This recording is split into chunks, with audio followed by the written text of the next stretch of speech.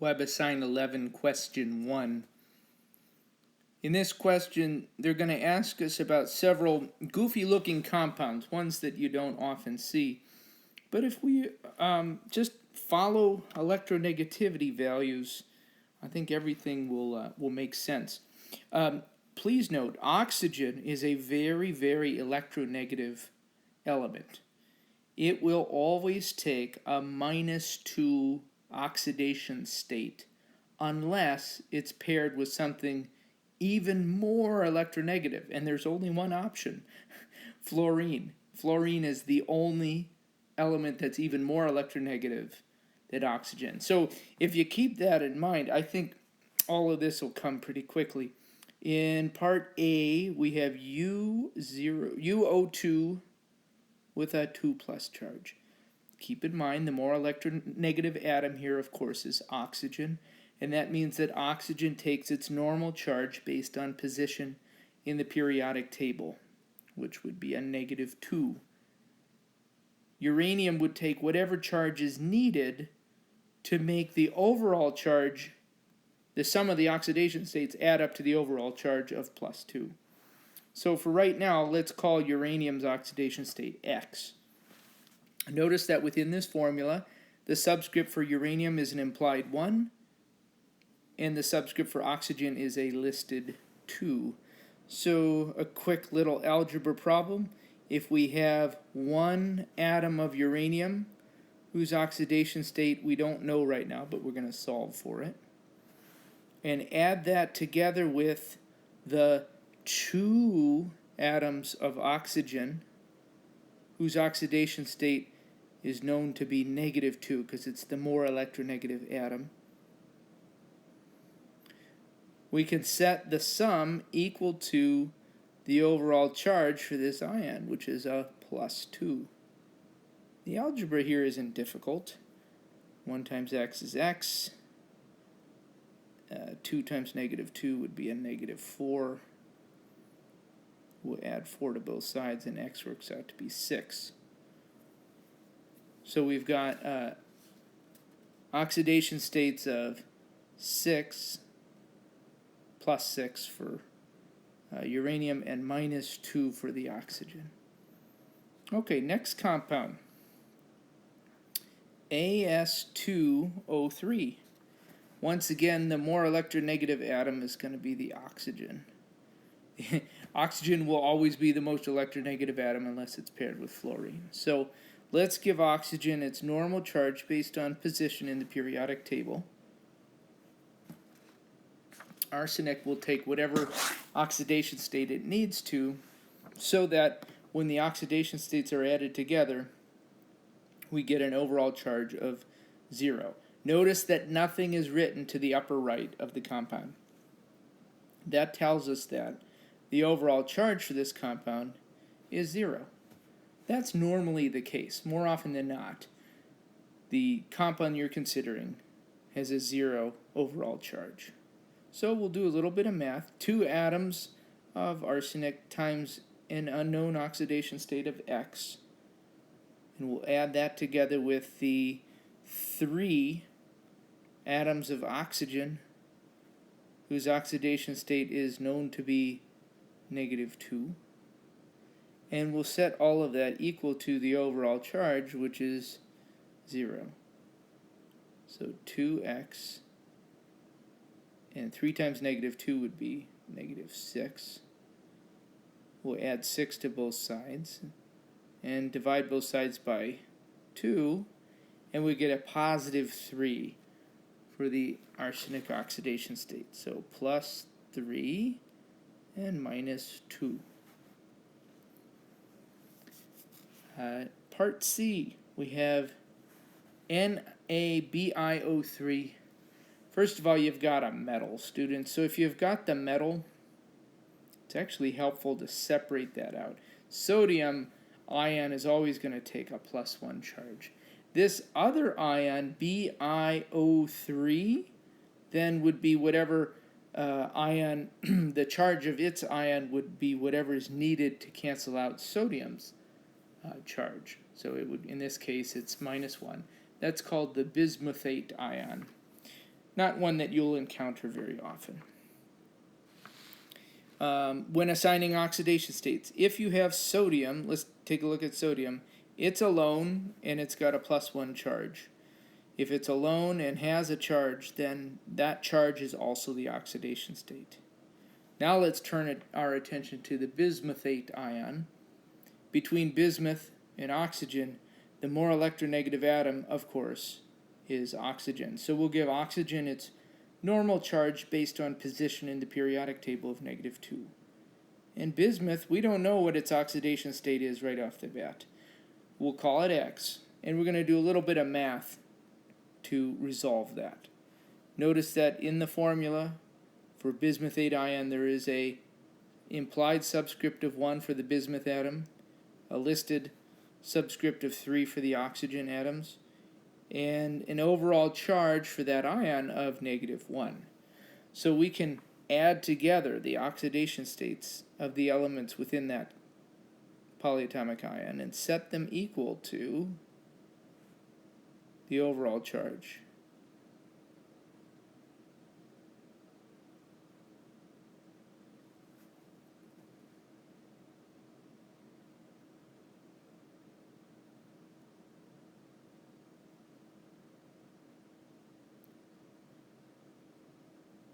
We'll add 6 to both sides, and X works out to be a +5.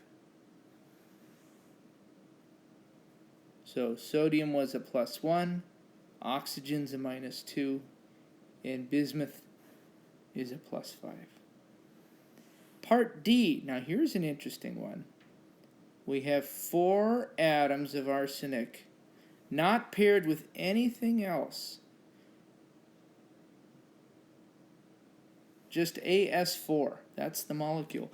It's almost like instead of a diatomic molecule, we have a tetraatomic molecule here.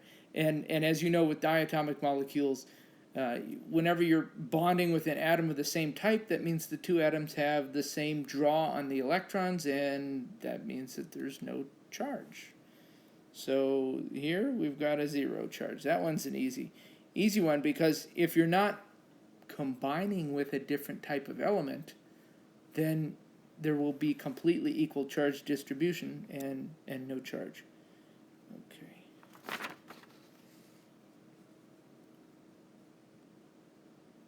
Well, we'll just scoot all this up. Okay. We'll scoot all this up. Okay, and we'll do part E down here. Okay, part E. We have HASO2. Here, once again, it's helpful to break apart things into ions. You can see, perhaps you can see a hydrogen ion. And then this other ion, maybe not so familiar for us, is called arsenite. It's ASO2. If an atom is alone and bears a charge, it's a +1. Within the arsenite ion, the atom that's more electronegative will take its normal charge based on position, and that, of course, is oxygen. The other atom, well, it'll take some oxidation state that is needed so that when the oxidation states are added together, they'll add up to the overall charge of that ion. So we'll do a little bit of math. There's 1 atom of arsenic here, so 1 times an unknown oxidation state of X, plus 2 times a known oxidation state of -2 should equal the overall charge, which is -1. So X plus a -4 equals -1. We'll add 4 to both sides, and X works out to be 3. So in this case, if we're listing oxidation states, hydrogen was a +1, arsenic was a +3, and oxygen was a -2. Part F.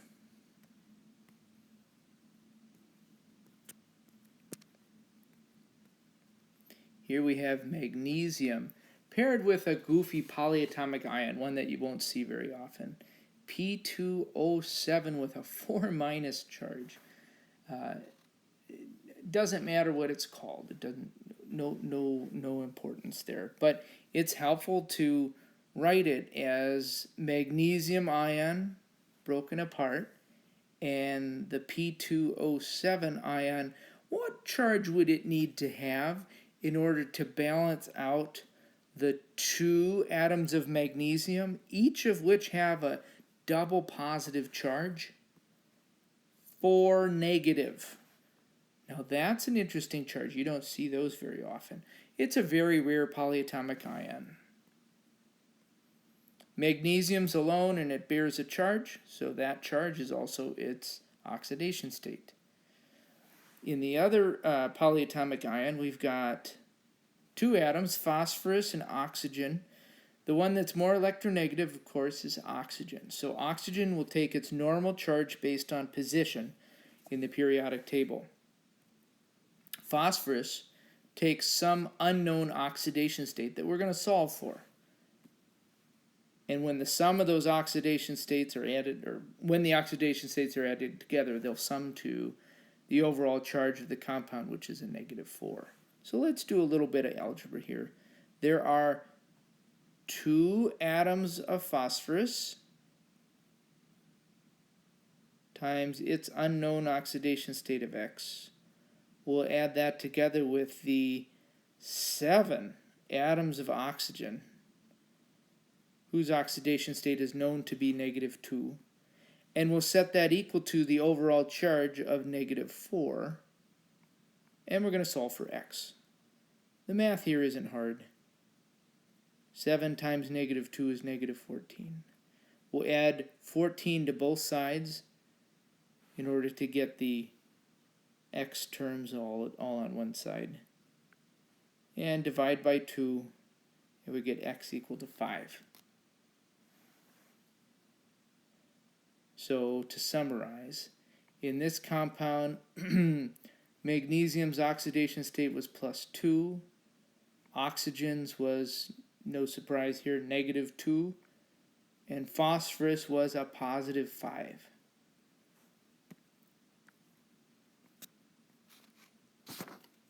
Part G. We have sodium thiosulfate here. Don't worry about the particular names of these polyatomic ions. They're pretty rare. But we do have a metal. So let's separate out the metal. If you see sodium, say to yourself, oh, sodium's always going to be a +1. Metals don't take on different oxidation states based on how they're bonded. They always form stable charges, at least the non-transition metals do. The other atoms will together carry a -2 charge because we had 2 sodium atoms required to balance them out. So if we know that sodium's alone and it has a +1 charge, well, then its oxidation state is +1. Between sulfur and oxygen, the more electronegative atom is the oxygen. So we'll give it its normal charge based on position in the P table, which is -2, of course. Sulfur's oxidation state is unknown. It'll be whatever it needs to be so that when the oxidation states are added together, they'll equal the overall charge for that polyatomic ion, which is -2. We'll do a little bit of algebra here. There are 2 atoms of sulfur and 3 atoms of oxygen. So 2 times an unknown oxidation state of X, when added together with the 3 atoms of oxygen, whose oxidation state is known to be -2, ought to add together to the overall charge, which is -2. That's why we put -2 here. The math isn't hard. 2 times X is 2X. 3 times -2 is -6. We'll add 6 to both sides and we get 4. Divide by 2 and you end up with 2. So to summarize, sodium's oxidation state was +1. Sulfur's was a +2. And oxygen's was a -2.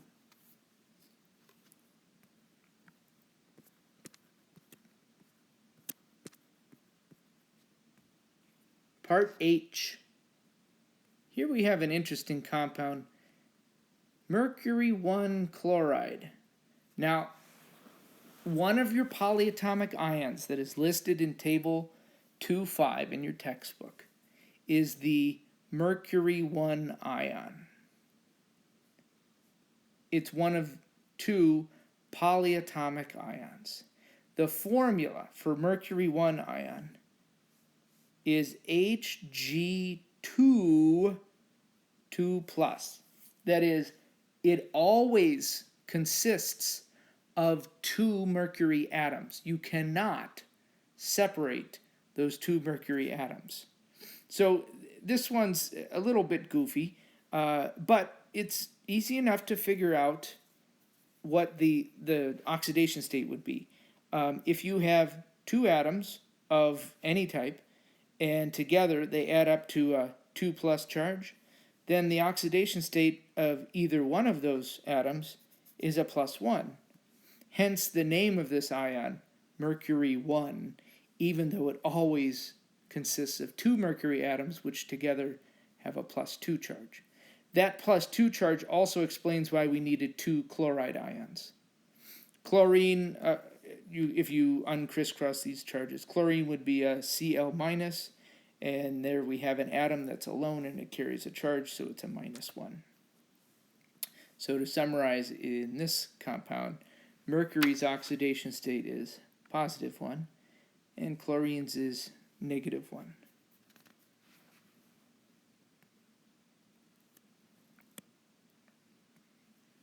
Okay, last one, number I, calcium nitrate. Hopefully you're recognizing the polyatomic ion nitrate, NO3 with a minus charge. That cancels out the +2 charge that calcium had, hence the subscript 2. So that actually this subscript tells you what this charge will be. Now, calcium, you could further reinforce that by looking on the periodic table and saying, hey, calcium's in column 2, and everything in that column forms a +2 charge. So we have a single atom with a charge. That charge is also the oxidation state.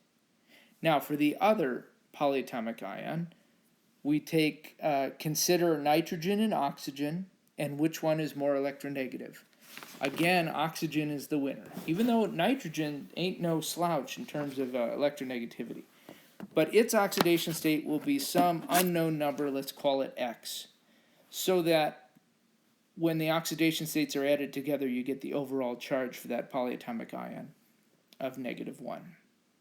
There is one atom of nitrogen in that ion, and there are 3 atoms of oxygen with known oxidation states of -2. We'll set the sum of those oxidation states equal to the overall charge, which is -1. 1 times X is X. 3 times -2 is -6. We'll add 6 to both sides to get X alone, and X works out to be 5. So to summarize, calcium's oxidation state was +2, nitrogen's +5, and oxygen's -2.